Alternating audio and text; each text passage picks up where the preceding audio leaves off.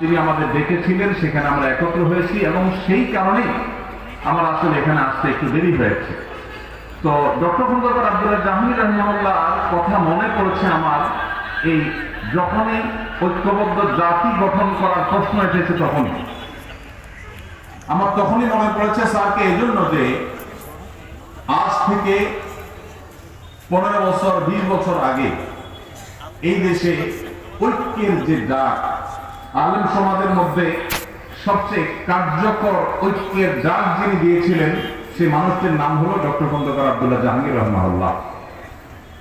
Sir যখন ঐক্যের কথা বলেছেন, তিনি যখন ইত্তেহাদ মাআল ইখতিলাফ, তার সেই প্রসিদ্ধ উক্তি ইত্তেহাদ মাআল ইখতিলাফ, বৈচিত্র্যময় ঐক্য, আপনার সাথে আমার 10টা বিষয়ে মতপার্থক্য আছে কিন্তু 100টা বিষয়ে আমরা একমত আছি, যে বিষয়ে একমত আছি ওই বিষয়ে আমরা একযোগে কাজ করি, ভিন্ন মত রেখেও আমরা একসাথে চলতে পারি।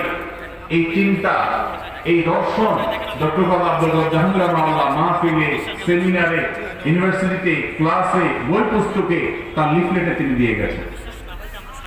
আজ তার বিদায়ের এত বছর পরও জাতি যখন ঐক্যবদ্ধ হওয়ার প্রয়োজন দেখা দিয়েছে, আমাদের জাতীয় স্বার্থে ভিন্ন ভিন্ন মতের মানুষ হয়েও আমরা যখন ঐক্যবদ্ধ হওয়ার প্রশ্ন এসেছে, তখন ডক্টর খন্দকার আব্দুল্লাহ জাহাঙ্গীর রাহিমাহুল্লাহর নাম সবার আগে মনে পড়েছে। কারণ এই সেই মানুষ যিনি আমাদের মধ্যকার মত বিরোধগুলোকে কমিয়ে সেগুলোকে সম্মানজনক ভাবে সুন্দরতম উপায়ে মত ভিন্নতার একটা প্রশংসনীয় জায়গায় আনার চেষ্টা করেছেন।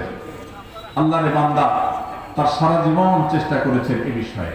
আল্লাহ রাব্বুল আলামিন তার কবরকে নূরে নূরান্বিত করে দিন। আল্লাহ রাব্বুল আলামিন